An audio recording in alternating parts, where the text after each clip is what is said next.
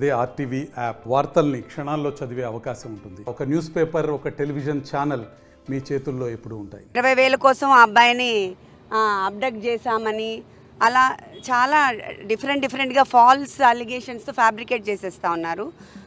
And మనము ఇక్కడ police threat ఉంది, ఫిజికల్ థ్రెట్ ఉంది, అవన్నీ మనం చెప్పాము. ఇక్కడ వంశీ గారికి ఆ టెయిల్ బోన్ ఫ్రాక్చర్ ఉంది, అందరికీ తెలుసు. కొన్ని బ్రీదింగ్ ఇష్యూస్ అవన్నీ ఉన్నాయి.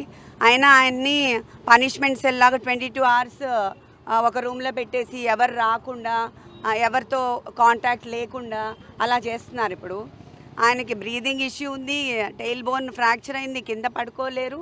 బట్ కావాలనే వాళ్ళు ఇట్లా పనిష్మెంట్ సెల్లో పెట్టి చాలా ఫిజికల్గా they are making him suffer అన్నమాట. సో ఇది ఎంతవరకు కరెక్టో అది మనకి పబ్లిక్ అందరికీ తెలియాలి అని నేను చెప్తున్నాను.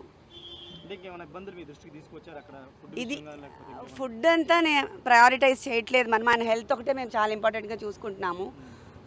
ఫిజికల్ హెల్త్ కాకుండా వాళ్ళు మెంటల్గా కూడా ఆయన్ని అలోన్గా పెట్టి కొంచెం మెంటల్గా లో చేసి డిప్రెషన్ గురి చేయాలని ట్రై చేస్తున్నారు. సో మాకు ఆ ఫిజికల్ టార్చరు అండ్ ఆల్సో ఈ ఫాల్స్ అలిగేషన్స్తో ఎక్స్టార్షన్ పెట్టాలని అవన్నీ ట్రై చేస్తున్నారు ప్రజెంట్ కేసులో. సో అవన్నీ కూడా చాలా ఫ్యాబ్రికేట్ చేసి ఫాల్స్ కేసెస్ పెడుతున్నారు. ఆ ఫాల్స్ కేసు మీద ఈయన టార్చర్ చేయడం అది ఎంతవరకు జస్టిఫైయబుల్ అని నేను అడుగుతున్నాను ఈ ప్రజాముఖంగా. అంతే.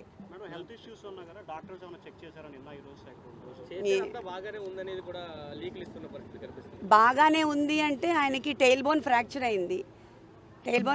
కొన్ని ఇయర్స్ క్రితం. ఆయన కింద అసలు కూర్చోకూడదు, పడుకోకూడదు అవన్నీ. కానీ ఇప్పుడు కింద పడుకుంటున్నారు కదా 2 రోజుల నుంచి మరి. సో అందుకని ఆ పెయిన్ అగ్రవేట్ అయిపోయింది.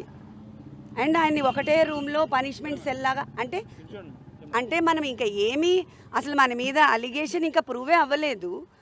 ముందే పనిష్మెంట్ సెల్లో వేసేసి 22 hours ఆయన్ని లాక్డ్ డోర్లో పెట్టేసి ఎవరు కలవకుండా ఒక 60 కెమెరాలు కెమెరాలు పెట్టేసి అలా చేయటము ఎవరైనా చార్లెస్ శోభరాజో లేకపోతే పెద్ద క్రైమ్స్ చేసే వాళ్ళని చూసేటట్టుగా they are taking him to that level.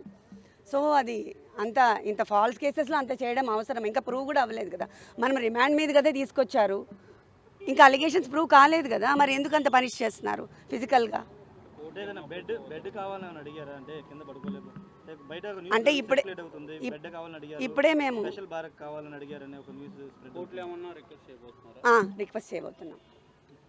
Request చేయబోతున్నాం మేము అది ఇప్పుడే. ఎందుకంటే ఆయన కింద పడుకోలేరు, కింద నుంచి లేవాలి ప్రతిసారి. జస్ట్ నేల మీద కదా, ఆ టెయిల్ బోన్ తగులుతూ ఉంటుంది కదా.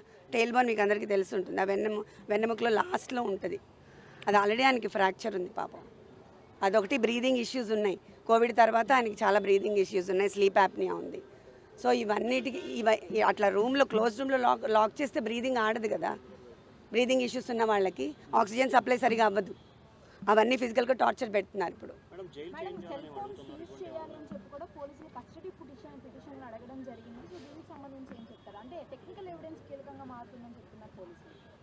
నాకు దీని గురించి ఐడియా లేదండి.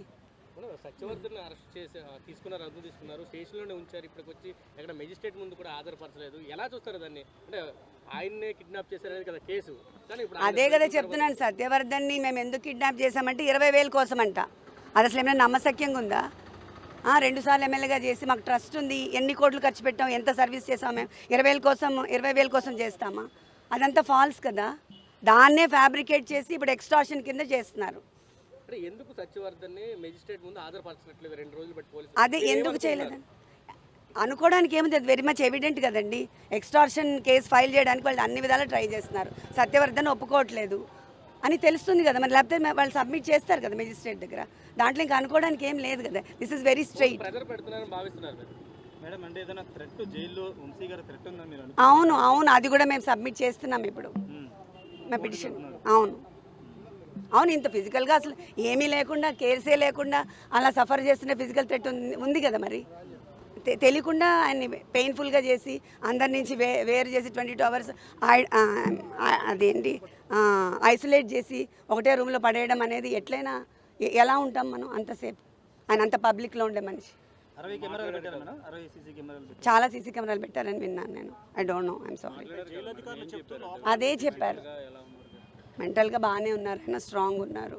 ఆ టైల్ బోన్ పెయిన్ నేను కింద పడుకోలేకపోతున్నాను. అండ్ ఆల్సో ఐసోలేట్ చేసిన 22 అవర్స్ లాక్ చేసేసి నాకు బ్రీదింగ్ ప్రాబ్లంగా ఉందని చెప్తున్నారు. మేడం ఇందాక జిఆర్టీ హోటల్ దగ్గరకు వచ్చారు, హోంమంత్రిని కానీ డీజీని కలవటానికి. నో నో నో నో, నాకు ఐ మీన్ ఆ వివాంటాలో అండ్ నోవటెల్లో కంప్లీట్గా నిన్న ఆక్యుపైడ్ అంట. సో దట్స్ వై అదొకటి ఖాళీ ఉంటే నేను వెళ్ళాను, కానీ అసలు వాళ్ళు వస్తారని కూడా నాకు తెలీదు.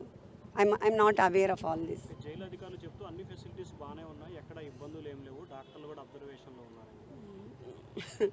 వాళ్ళు చెప్పింది నమ్ముతారా, వంశీ గారు చెప్పింది నమ్ముతారా మీరు? మేడం అలానే చెప్తారు. చాలా కేసులు రెడీ చేస్తున్నారు. అవును, చేస్తారు కదా.